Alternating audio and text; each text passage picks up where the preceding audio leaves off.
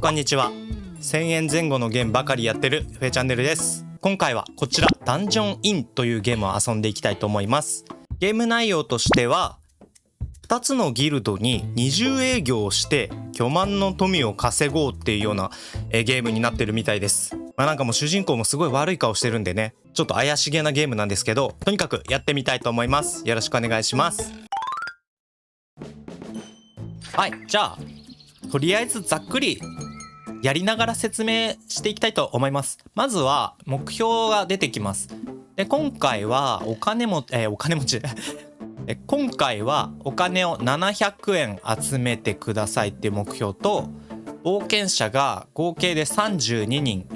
海とか山とか関係なく両方で最低32人集めましょうっていう目標があります。なので今回はその目標を達成できるようにやっていきます。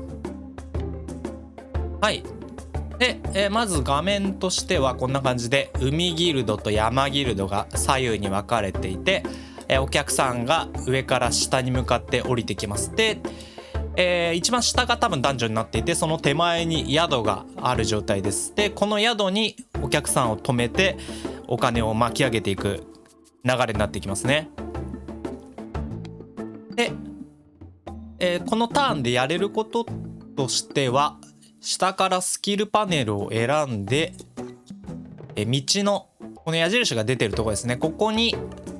好きなところにパネルを配置することができます。でパネルを配置するには、クリックすると出てくるんですが、手伝ってくれる妖精、なんか火の玉みたいなのが4体いて、このパネルで言うとこの精霊さんを1使います。なので今1個置いてるんで4分の3になっていて、これを設置するには1、これも1、これは2必要になってきますね。手持ちの精霊を使いながらパネルを置いていきます。じゃあ今一旦このルーレットっていうパネルをここに置いたのでターン実行してみます。そうするとお客さんがそれぞれ下に動いていて、今左の人が宿に入っていきました。で今さっき置いたルーレットっていうパネルなんですが、これはルーレットが設置されているこの行ですね。ここの行を通過する冒険者たちはこのラインを越えることができませんっていうことで、このラインに足止めすることができるアイテムになってます。はい。で今実行した通り、実行するとキャラクターがこの矢印の位置に向かって移動します。キャラクターごとに移動力っていうステータスがありまして、1ターンで2マス分このキャラクターだったら動きます、下に動きますっていう移動力があります。ターンを経過させるとこの分移動します。で今こちらのキャラクターにベッドマークがついて、お宿マークがついてるんですけど、このキャラクターは一番下まで来ると自動でお宿に行きたがってるんでお宿に入っていってくれます。なのでこういったキャラクターをどんどんお宿に入れてお金を稼いでいくんですが、何もマークがついていないキャラクターもお宿に止めることができて、スタンド看板っていうアイテムですね、これがあるんですが、この看板を見た冒険者たちをお宿に寄りたい気持ちにさせるっていうことで、この看板を設置するとその行を通った人にお宿マークがつきます。よいしょ。こんな感じでスタンド看板を置くとこの行を追加する人にお宿マークがつきますので、この人も一番下まで行くと宿に入るようになります。効果範囲は行なので、今人がいるところに置きましたけど、通過する場所にこのキャラクターだったらここ通過しますが、ここに置いておいても効果が発揮されるようになってます。はい。他にもパネルがあって、この食べ物屋台っていうのは横を通った冒険者から10円巻き上げることができて、かつその冒険者の移動速度も移動距離もマイナス1ダウンされますということで、ここに置くとこのキャラクターから10円巻き上げて、移動力マイナス1できますっていう感じですね。これで実行すると今右下はルーレットでせき止められてるんで、これ以上今行けないようになっていて、で今、この冒険者は屋台に10円払いました。で次のターンもまだこれ効果発揮してるんで、この客は10円を払って、かつ移動力がマイナス1されますっていう感じで、冒険者の移動をコントロールしつつ、左右のお客を宿に泊めたり、屋台でお金をもらったりっていう形でどんどんお金を稼いでいきます。はい。でどんどん宿に泊めていって、はい。で今4ターン目ですね。で使った精霊は今4分の3になっていて、今使用中になっているところの使用分の精霊は上のスケジュール表を見ると5ターン目に帰ってくることが分かるんで、ここでちょっとスケジュールを見て精霊いつ帰ってくるのかなっていうのを見つつ、精霊に役割分担をいろいろさせていくことになります。はい。じゃあ今ここにスタンド看板を置くと、ここの3人が、この行を通るんでお宿マークがつきますと。で次のターン、このシーンは宿に泊まります。で宿に泊まれる人数っていうのは今6分、両方とも左右6人制限になっていて、今それぞれ1人ずつ泊まっています。はい。でこんな感じで入っていって宿に泊まっていきます。はい。で、今4ターン経過したんで1日が経過しまして、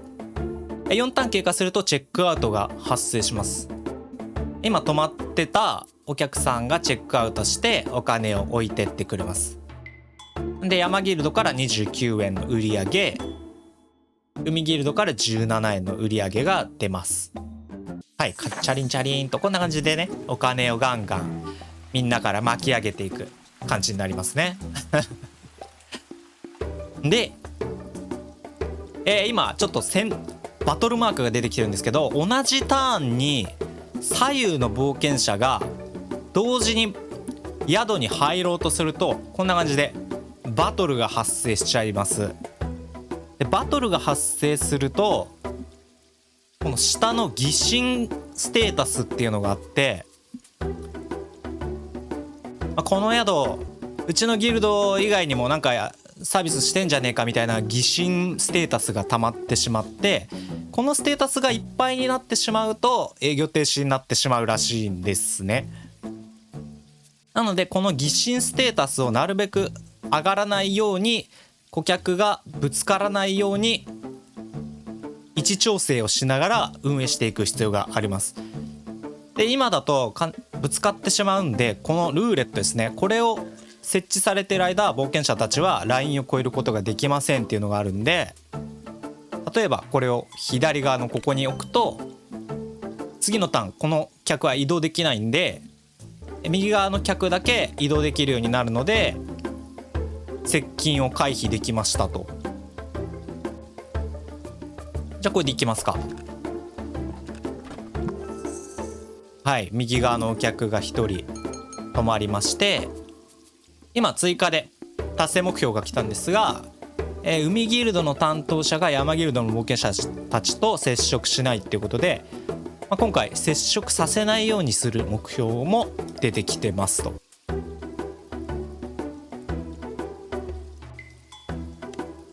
キャラクターにもいろいろありまして、まずそれぞれ、移動力とか、攻撃力、体力っていうステータスがあって、あとはキャラクターのランクもあります。これだと上級星2になっていて、こういう何も色ついてないキャラクターだと見習い星1になってます。でランクは3種類かな、ノーマル、レア、レジェンドみたいな感じで星3まであって、より星が高いほどお金をいっぱい落としてくれたりとか、お宿の評価を上げてくれるキャラクターになってます。なのでなるべくレア度の高いキャラは宿泊とかさせたいんですよね。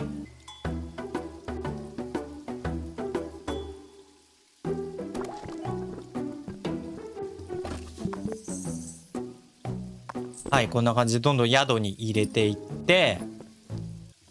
今だと、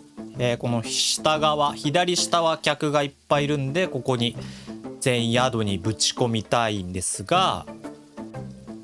右側の客はまだ上にいるんで、屋台で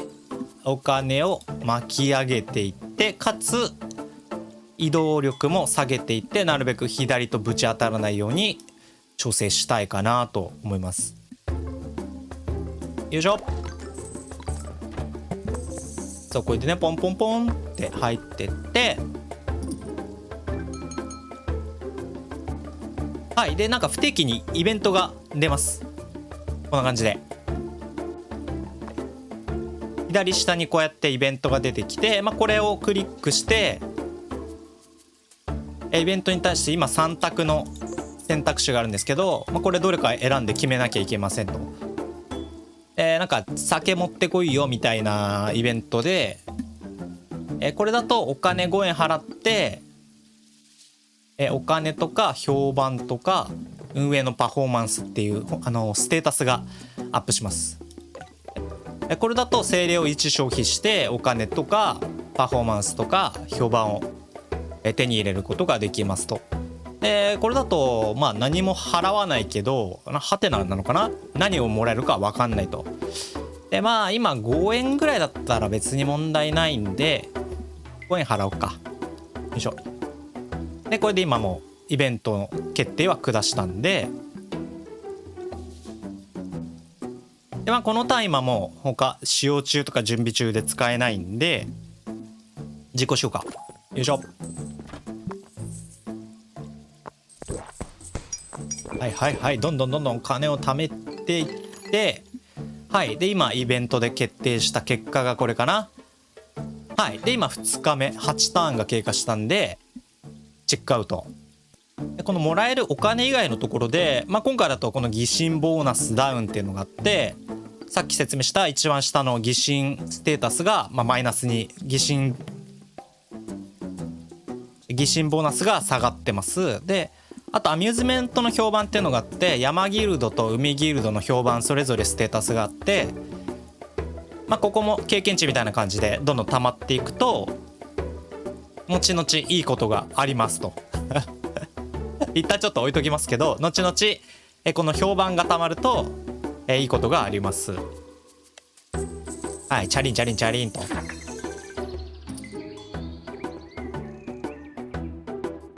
でね、もう今左と左右ねいっぱい客来てぐっちゃぐちゃなんだけど、ちょっと待って、どうしよう。一回ここ止めとこうか。ルーレットで右側を止めておいて、でこの栄養ドリンクっていうのは冒険者たちの移動力にアップさせます。なんでこれを設置するとこのキャラクターたちが一気に移動できるようになりますと。じゃあこっちはこんな感じで移動力上げとこうか。右は詰まらせて左は移動させる。よし、これでいこ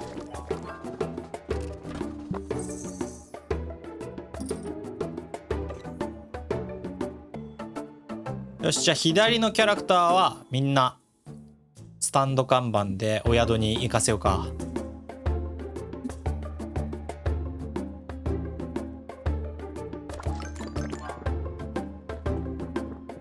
よいしょ。はい、ガンガン突っ込んでいって、はい。じゃあ担当者は過ぎてったんでこれで OK かな。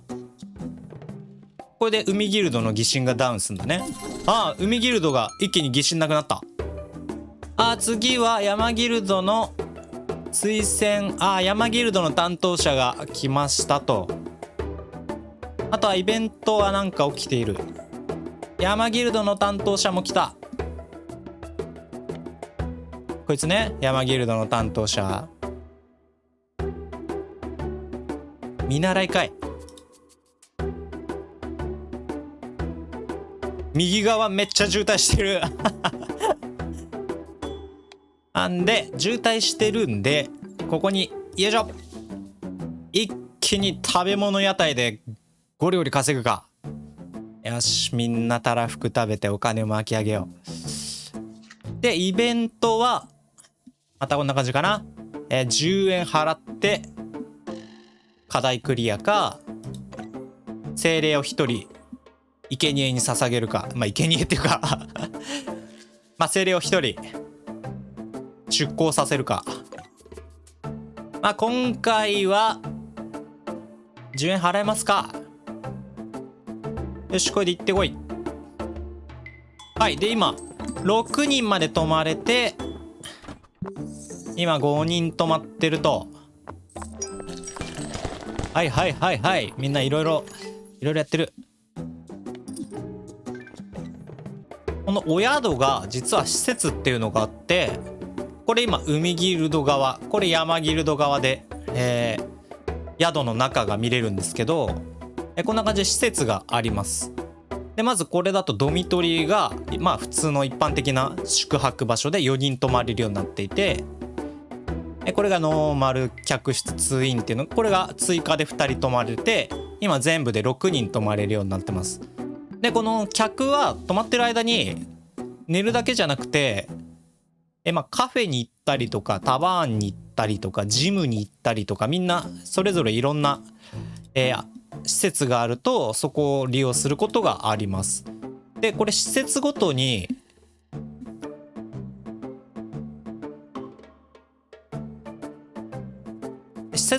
もステータスがあって、まあ、この施設を使うとプラスでいくら落としてってくれますよみたいな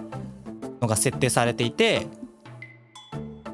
宿泊料以外のところでもいろいろお金がもらえたり評判が上がったりするようになってます。でこの施設を今開放されてるのが下3つとか上、今開放されてるのはこの施設だけなんですけど、今のこの1週間が終わったタイミングで施設の開放とかができる準備の期間があるんで、そこでいろいろアイテムとか名声をアイテム使ったりとか評判ランクを上げて新しい施設が開放されるようになってきます。なので多分施設が開放されるとより泊まれる人数が増えて、あといろんなお金を落としてくれる施設とか、まあ、いろんな施設が開放されるのかなと思います。はい、今山側も全く同じかな。ドミトリーと6人泊まれて、カフェとかタバーンとかジムがあります。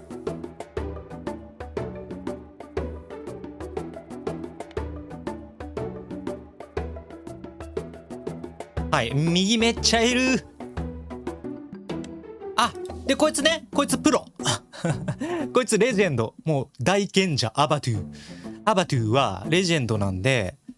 まあ、めちゃめちゃお金落としてくれるんじゃないかなと思います。ピッカピカでしょ。もう絶対もうなんか何でも唱えられるでしょ。イオナズンとか。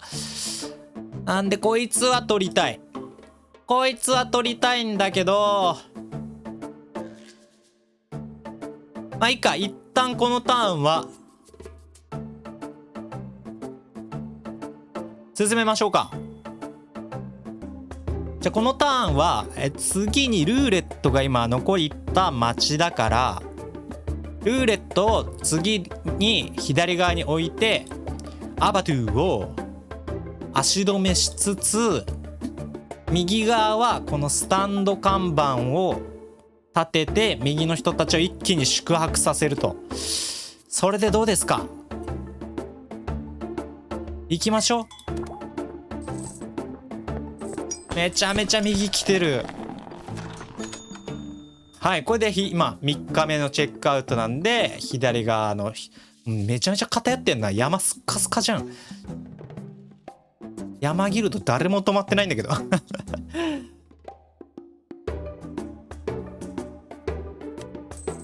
はい、チャリン。はいはいはい、ありがとうみんなありがとうね。もっとお金落としてってね。よし。で左にこれでルーレットを置いて足止めしつつ、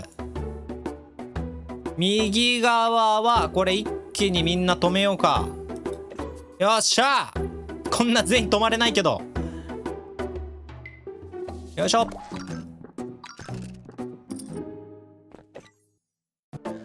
いやー難しいね。いやこれだから迷うんだよね。よしじゃあこれでいこう。でこれで次のターン一気に右側に宿泊させて、左側はこの屋台にしようか。屋台で稼ぐ方針にしよう。よし、左側はもう屋台ね散々止めたし、よしじゃあこれでいこう。よしよし、右側一気に止まってボンボンボンボンボンボン。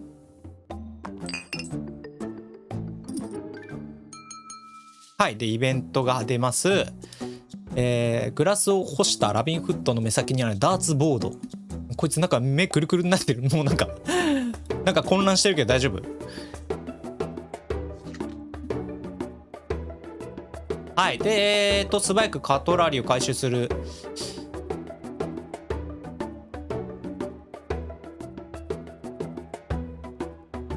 はいこれね証書、山ギルドの証書っていうのが今報酬にあるんですけど、まあ、これはさっき言った施設を開放するときに使用するアイテムなんで、まあちょっとできれば欲しいかな。よいしょ。でじゃあ左側の人たち今のところ今のうちに宿泊マークつけとくか。よしこれでいこう。よいしょ止めていくね。ほらみんなこんな感じでカフェとかジムとかでいろいろお金を落としてってくれて、で今山ギルドの担当者は特に接触せずに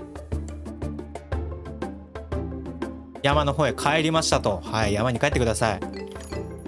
はいこれで証書もらいました。よしじゃあ今これでチェックアウトで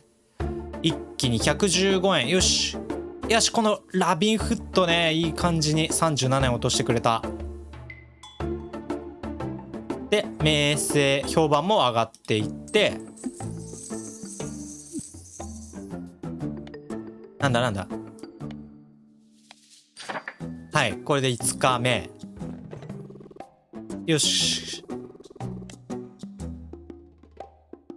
あと100円稼げば目標は達成で、あと宿泊客を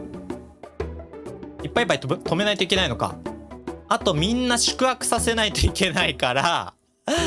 宿泊させないといけないから、じゃあこっちは足止めしよう。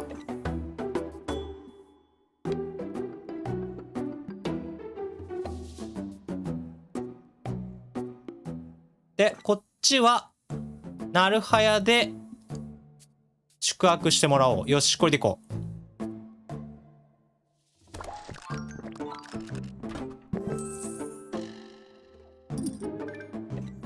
やばくなってきた。でもうできることがないから実行する。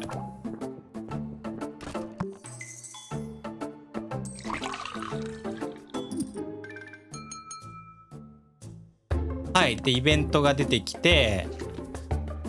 どうしようか。あこれは別に特にリスクなくいろいろもらえるのかな。はい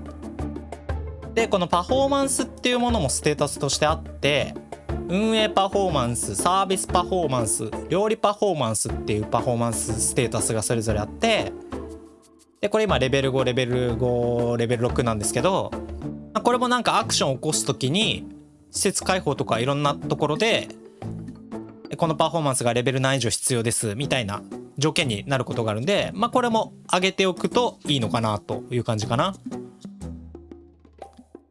じゃあお金もらいつつ、いや違うな、評判上げていこうか。山の評判と料理パフォーマンス上げて、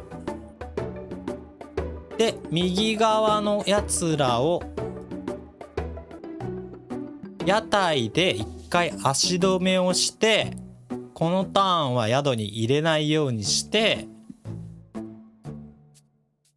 下に屋台を置いて、あ屋台じゃない、下に看板を置いてお宿マークつけて、これでいこう。これで今回は左側だけ入ると。ちょっと待って、なんかすごい説明しながらやるほどうまくないから目標ギリギリだわ目標ギリギリになっちゃった。危ない多分これで大丈夫でしょ。あと4人泊まれば大丈夫だから、あ、オッケーオッケーオッケーです、オッケーです、オッケーです。あぶねえ。はい、これでみんなお泊まりポンポンポンってして、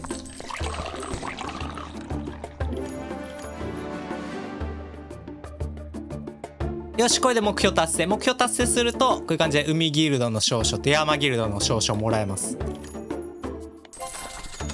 よーし、みんなどうだったこの宿。よしよし。はい、ありがとうございます。ジャリンジャリン。よーし、こういう感じでとりあえず無事終了。あぶねえギリギリだった。よーしね、これ面白いんです。すごい難しいんですけど、てか下手なんですけど、私は。ゲームとしてはこんな感じですね。はい。で、ゲームが終わると、これなんか、お家の準備画面になって、お宿の管理っていうのができるようになって、はい、こんな感じで、証っていうアイテムを使うと、施設の改築とかができますと。で、今これ左が海ギルド、右が山ギルドになっていて、例えば、海ギルドのノーマル客室を増築したいんですけど、これの解禁条件はサービスパフォーマンスのレベルが必要なんで、今まだパフォーマンスが足りてないんで解禁できませんと。で、解禁できない施設があって、で、今逆に山ギルドの方はドミトリーのところが今証書が1になってるんですけど、解禁条件満たしているので、この証書を使って拡張することができますと。で、拡張するとここの宿泊客がより運営パフォーマンスを上げてくれるボーナスが上がりますって感じかな。で、強化はこれあれかな、3つ3段階までできるようになっていると。じゃあせっかくなんで強化しますか。パチッとこんな感じで施設も強化できます。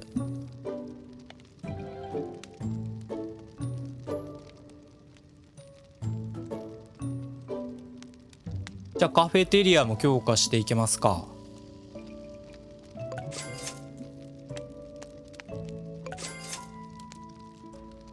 じゃあ全部強化していって OK。 はい、じゃあ一応別撮りでバトルについてちょっと撮ってみたんですけど、今この状態だと、鉢合わせちゃいます。で、この状態で実行するとよっつって、バトルになってしまって、今3対1で、ボコボコにされる未来が見えてるんですけど、それぞれキャラクターに攻撃力と体力があって、みんな違うんですが、これの合計値が上に出てます。